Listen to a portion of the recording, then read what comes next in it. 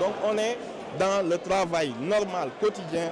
républicain de l'Assemblée nationale. Et répondez-vous aux gens qui disent que le projet de loi concernant les fonds spéciaux est un moyen de mettre des bâtons dans les roues à l'exécutif? Non, mais ça c'est un faux procès. Souvent c'est des personnes qui n'ont même pas lu les textes qui se permettent peut-être d'être un peu... de faire des jugements à l'emporte-pièce. Il faut d'abord examiner ces textes et il faut que ça passe d'abord en commission. De quoi s'agit-il? Que ce soit pour la déclaration de patrimoine du président de la République, comme vous le savez, c'est le président lui-même qui en avait pris l'engagement, c'est le président lui-même qui a fait voter la création de l'OFNAC et la déclaration de patrimoine. Il se trouve que le texte sur la déclaration de patrimoine ne régit pas le président, donc on essaie juste de combler un vide juridique. Parce que sa déclaration ne se fait pas au niveau de l'OFNAC, mais du Conseil constitutionnel. Donc c'est une normalité, c'était une promesse, c'était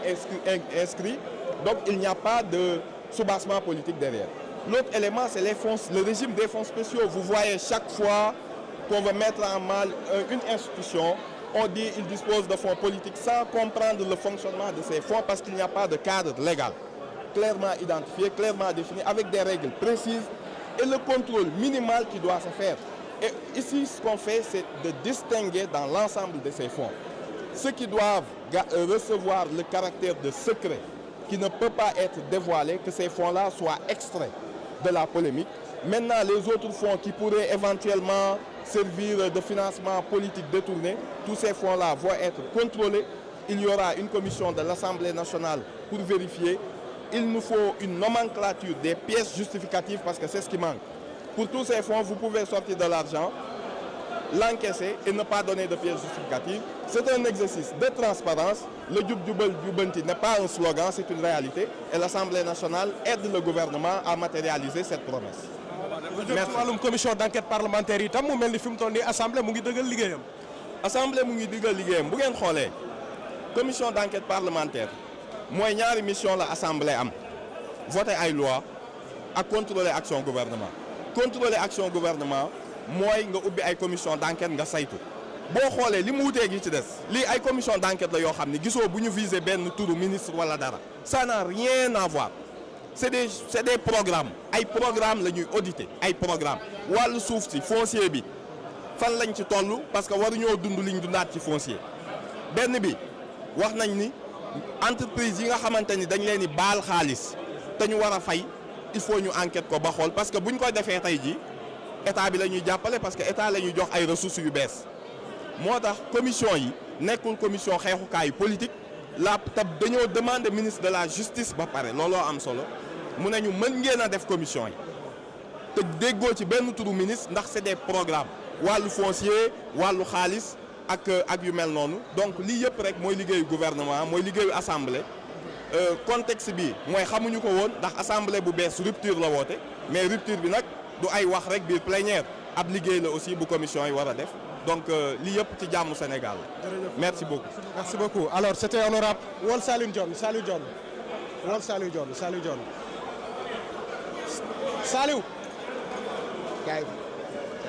alors mu ngi noonu donc yéen a ko déggandoo mu nekkoon ay kaddu yoo xamante ni ñoom ñu ngi koy daal di yëkkati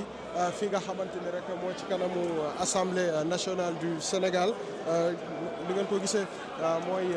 kaddu yi nga xamante ni rek yëkkati nañu ko jëmale ko fi nga xamante ni mooy ci liggéey bi ñu nekk di def fi nga xamante ni rek mooy ci biir assemblée donc xam naa ñu jëli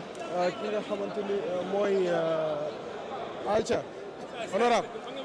honorable siyaar nañ la. delloo siyaar bu baax alhamdulilah. nekk tey mbaa yéen a ngi si jàmm. sant yàlla alhamdulilah. ñu fekk leen assemblée nationale session extraordinaire ngeen woote waaye ñu gisee ordre du jour la boo xamante ni bu xaw a takku la tey ana ban jàngat nga am ci li nga xam ne mooy bi la session.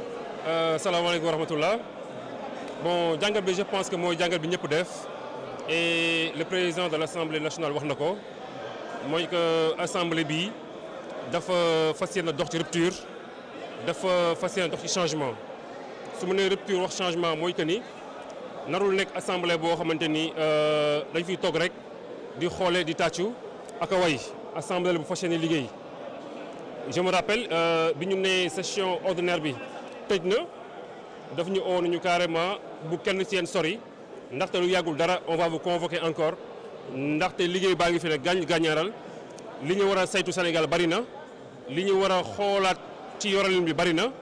donc ne vous éloignez pas trop dans les plus brefs délais on va vous convoquer encore pour que ñu tàmbali liggéey bi kon rupture boobu noonu moo nekk nii rek dañu fas yéene liggéey fas yéene vraiment représenter askanu Sénégal mais mieux encore fas yéene ñoŋal bu baax a baax suñu liggéey ci li jublu li jëm ci li ñuy wax le contrôle de l'action du gouvernement mais aussi l'évaluation des politiques publiques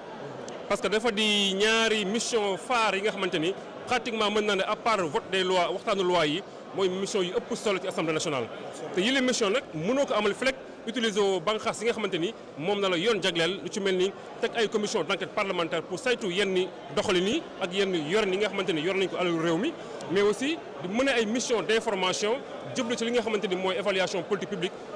bi nga xamante ni ñun ñoo ko war a saytu donc ñu xam ne rek assemblée de rupture la assemblée de changement la mais aussi assemblée bu fas yéene teewal askanam ci ni nga xamante ni noonu la waree incha allah rabi. ban jàngat nga am ci article 37 bi ngeen fas yéene daal di modifier ak jëm itam ci li nga xam ne mooy fonds spéciaux yi. waaw loolu ma su ma déggee sax nit ñi di ko xaw a lam-lame dafa may jaaxal ku xam Pastef xam ni depuis jamonoy opposition wala boog depuis la création du parti politique de Pastef dafa am ay principes yoo xamante ni dafa bokk suñu ADN dafa bokk suñu identité. lu ci mel ni encadrer les fonds politiques ba ci Pastef dalay wax du tey lu ci mel ni wàllum fiscalité maanaam exonération yi nga xamante ni ñu ngi koy defal yenn entreprises yi ci lu jaarul yoon ci ndondu sénégalais yi dafa nekk loo xam ne identité Pastef la ADN Pastef la lu ci mel ni aussi li ñuy wax bonne gouvernance maanaam yoon gu sell alalu réew mi ADN Pastef la lu ci mel ni suñuy ressources naturelles mu delloo si ci sénégalais yi ñu yor ko yoram bu ñoŋ bu sell loolu ADN Pastef la mais aussi lu ci mel ni les déclarations de patrimoine loolu aussi dafa bokk suñu ADN donc ñun Pastef képp ku ñu xam dañu war a xamee yii parce que dafa bokk suñu identité maintenant bu ñu toogee ba tey yàlla def ñu am une partie ci lañ doon li ñu soxla woon maanaam ñu agsi ci nguur entre guillemets sax laay wax di concrétiser li nga xamante ni moom la ñu jaayoon sénégalais di jëmmal li nga xamante ni moom la ñu campagner woon di jëmmal li nga xamante ni moom la ñu diggoon sénégalais je pense que kenn waru ci am étonnement bi kay moo war a nekk Pastef def na 2 ans ci nguur ba léegi waxul ci fonds politique Pastef def na 2 ans ci nguur ba léegi waxul ci lu jëm ci exonération yi Pastef def na 2 ans ci nguur waxul ci lu jëm ci ressources naturelles yi lii moo war a nekk étonnement bi mais étonnement bi warul nekk Pastef mu ngi proposer loi buy encadrer fonds politique loolu warul nekk événement warul nekk événement lu suñu ADN la Pastef mu ngi jëmmal luy xool mu ngi saytu lu jëm ci exonération fiscale yi warul nekk événement donc c'est le contraire qui aurait étonné mais pas ça maintenant nag ñi nga xamante ni vraiment ils sont pas mûrs de bonne foi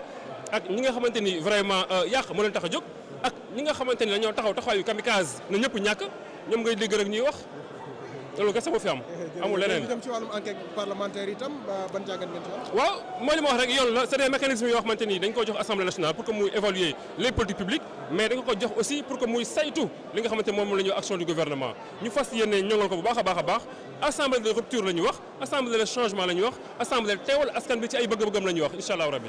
merci beaucoup jërëjëf. merci beaucoup alors. ñu dem déglu Thierno Alassane moom itamit bokk ci li nga xamante ni mooy l'opposition xam naa rek ma bàyyi leen ngeen placer les caméras ñu daal di déglu rek kaddu yi nga xam ne mu ngi koy yëkkati honorable juste balaa ngay dem juste un petit mot. honorable ci élection locale yi mu ngi réclamer décret bi war a fixer yooyu la élection